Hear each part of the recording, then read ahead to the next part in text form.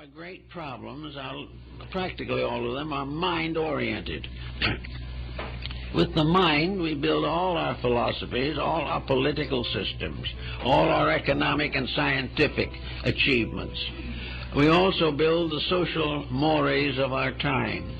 It is the mind that tells us how we should live, the mind telling us who we should like and who we should dislike, the mind forever dominating the things that we do, but the mind itself essentially unreliable.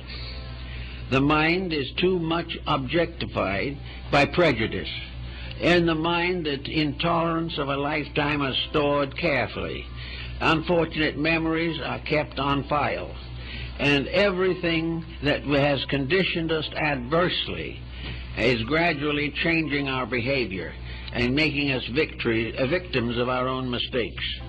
The mind is the slayer of the real.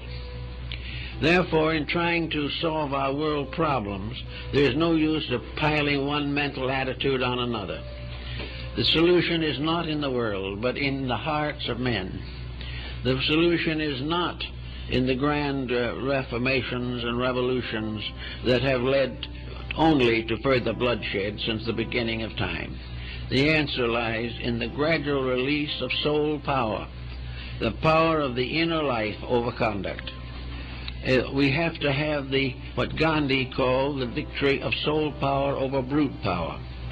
We also have to have the victory of soul understanding and insight over the complex of varying intellectual policies and beliefs. So if we can get quiet, we can unload part of the burden that never was any good anyway. Get rid of memories that only haunt us. Now, you can't forget them by saying you should. The only way you can forget them is to outgrow them, to solve them, to take that unpleasant bitterness that you had 25 years ago and which you have never been able to solve. Sit down quietly with it and get over it.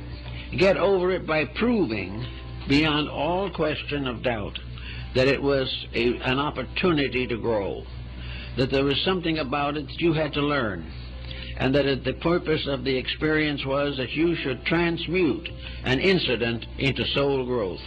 And if you have done that, you have no longer any problem, and you can even be thankful for the person who has offended you, if it has helped you to grow.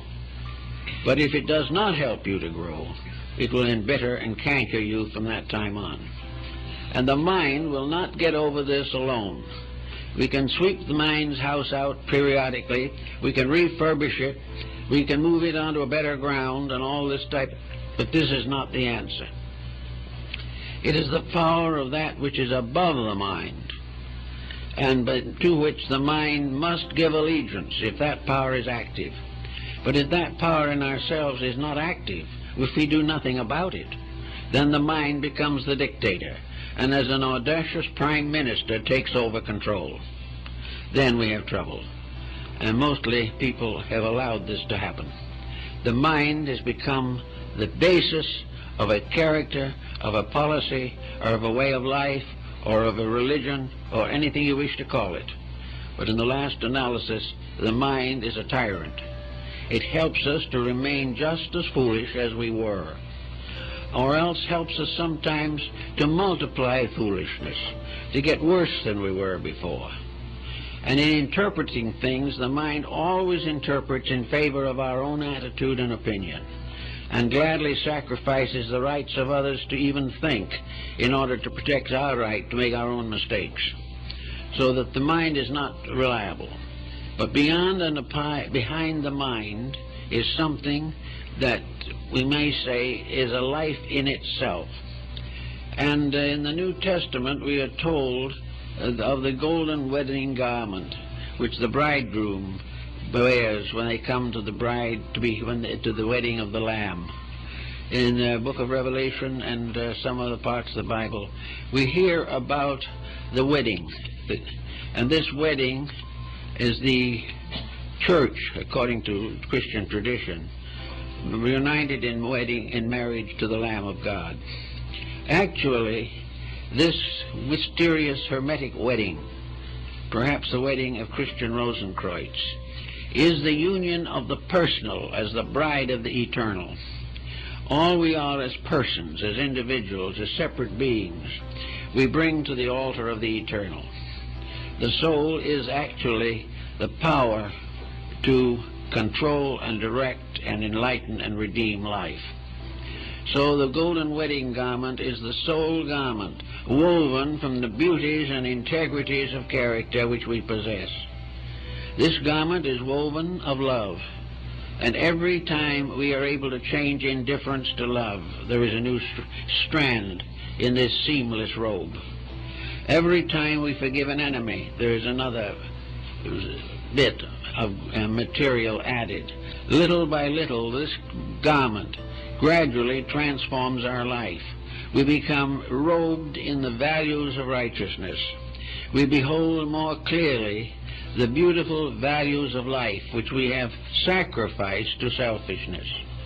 Now we may say, this might cause trouble to do all these things. How are we going to make a living? It doesn't do one thing to prevent anyone from making a living. The mysteries of the Spirit are internal and eternal. And the only thing that we have to do on the outer world is be just a little more honorable in our conduct.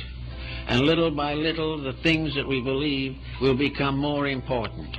We are here only a little while, and the only thing we can take with us is this marvelous and wondrous soul experience which we have accumulated through the years of insight and understanding.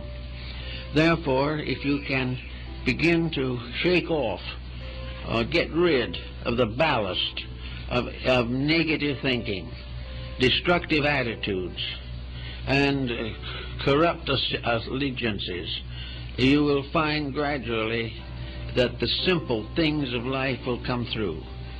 Kindness will take hold. In the Buddhist doctrine, the next Buddha, according to them, is the Lord Maitreya, who is waiting in the Tushta heaven to come to earth after a certain period of time. And all these Buddhas are metaphysical Buddhas, so-called.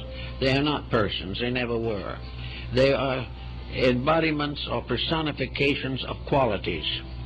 And therefore it is appropriate that the next great Buddha to come should be the Lord Maitreya. For in Sanskrit, the word Maitreya means kindness. Therefore it is the coming of the great kindness that restores the child soul. In this great kindness, everyone becomes a child, has no longer the sophisticated attitudes of a false maturity, but in gentleness and kindness restores the golden age.